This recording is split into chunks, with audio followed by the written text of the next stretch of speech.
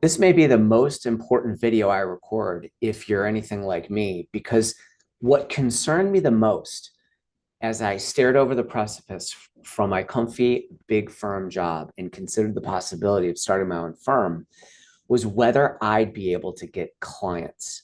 And one of the biggest misconceptions, and perhaps maybe the biggest lie ever told to some young attorneys, is this idea that they can't develop their own business. Now, certainly my experience in law practice has made it evident that there are some people that are just whizzes at this. I mean, there are some people that I knew at the big law firm who were rainmakers on another level that had skills that many of us don't possess.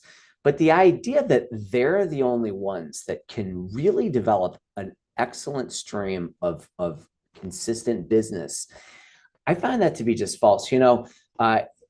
Half the lawyers out there are below average, and somehow they manage to find clients for themselves. So, if you're like me and you're a big firm lawyer, and you're sitting there thinking that you would start your own firm, but you can't because you're not going to be able to get your own clients, that's really something that I want you to pause and reflect on.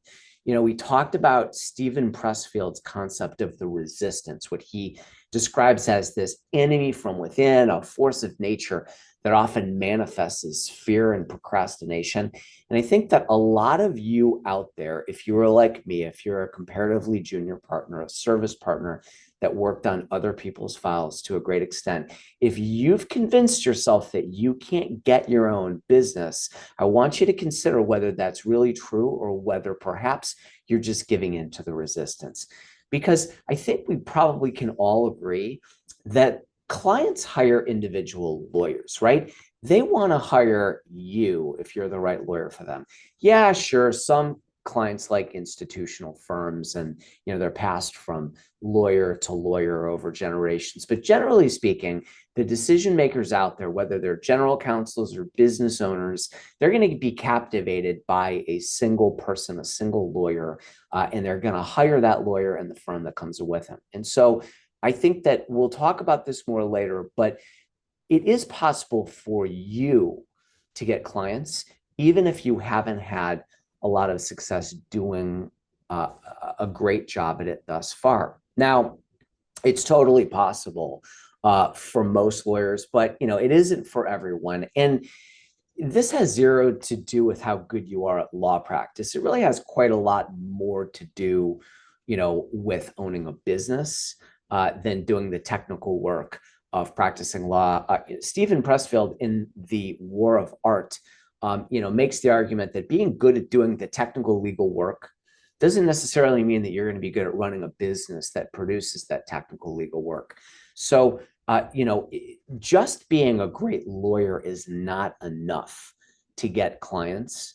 But in this new world that we're living in, if you could take advantage of some of the technologies and some of the ways to get yourself in front of decision makers and bring yourself into their consciousness, it really is possible to develop a nice book of business. And what I found is that, my friends, the attorneys who don't have their own clients, they tend to be the kind of lawyers who don't really know and they don't really care what the clients want, right? They're the kind of lawyers that in a moment of honesty would know that the clients are probably not going to want to get involved in full-blown litigation, and that at some point down the road, maybe they're going to want to, pull the ejection seat on the litigation that a lawyer starts, and some of these lawyers, to a litigator, everything looks like a lawsuit. To a hammer, everything looks like a nail. But if you can understand what clients want, and you could try to meet them, there. A big part of my practice is early, cost-efficient dispute resolution. It's a message in the design and construction industry that's really resonated. I think that it's helped me get the attention of decision makers that, I am, much more likely to help you figure out a way to resolve your dispute, in 3 months rather than have to litigate it for 3 years.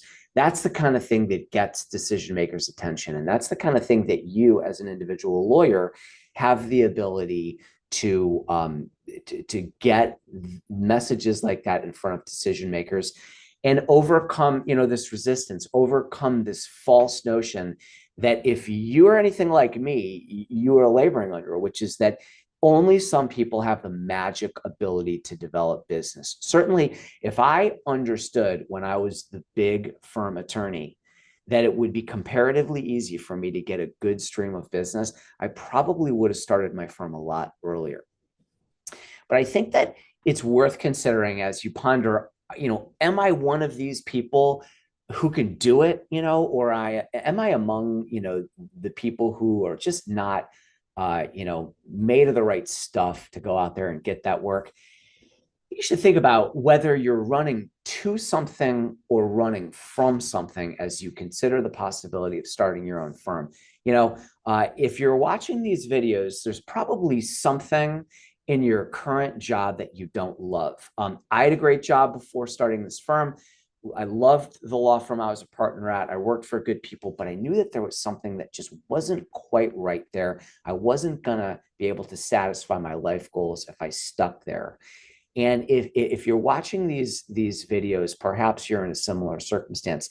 But if you're just running from something that is not great in your current situation, that's a bit of a red flag. That's, maybe a sign that some of the enthusiasm I feel around the idea that anybody can develop a good book of business, maybe that doesn't apply to you. But if you went through a transition like I did over time, where I realized that I wasn't running from the thing that was not great in my last job. I was running to this idea that there was something more out there that was possible for me in my life and my career.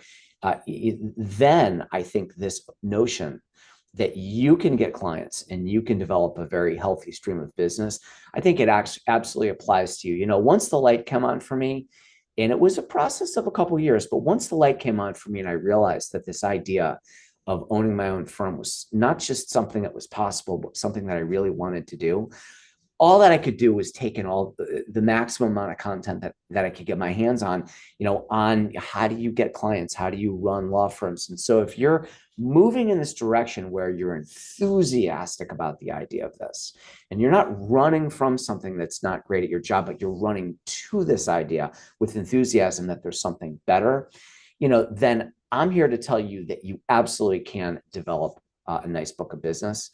Certainly, it's not easy. It is hard, but it is hard in ways that are different than probably what you think if you are anything like me back when I was staring over the precipice and considering the possibility of launching my own firm. Next up in the series, I'm going to cover some of the recent massive changes in our culture and in the legal industry that really have to be taken into account as you consider, how would you go about, launching your own firm? How would you run it? And is it even something that you're willing to consider? But the one thing that I'd like you to think about is a quote or a paraphrase from the great War of Art, a book by Stephen Pressfield, where he cites, the work of Socrates, and he says something along the lines of that the paradox seems to be that the truly free individual is free only to the extent of his or her own self-mastery, while those who will not govern themselves are condemned to find masters to govern over them. Okay, I am 22 years into my law practice, and for the first 18, I believed that I didn't have the stuff it takes to get my own clients. I believed that I needed to find masters to govern over me, to hand me business. And that was dead wrong. It was the biggest lie that I was ever told.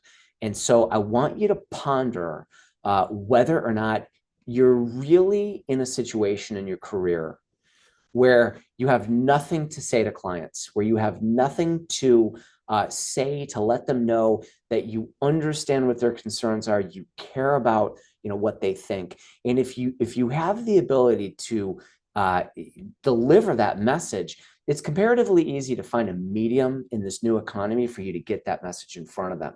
So I want you to consider, as you're pondering the idea of whether you can get business, which was absolutely the number one fear that I had. If I launch my firm, then I'm not going to be able to get business.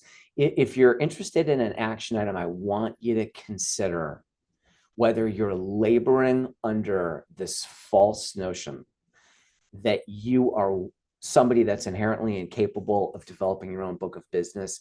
I think that for almost all of you, I would categorically reject the idea that that's true. But if you are feeling that resistance, that enemy within, that force of nature inside you that manifests as fear and procrastination because you're convinced that you can't develop business, I would encourage you to really think about whether that's true or whether that's just a vestige of a different kind of economy, a different kind of times for legal practice, and maybe something that is not true. And if you could find a way to really examine your doubt and your concern about whether you can get your own clients, you might be able to put in your hands the key that will unlock for you, as was the case for me, a really rewarding law practice and a very a wonderful lifestyle that I could have only dreamed of when I was working at the big firm.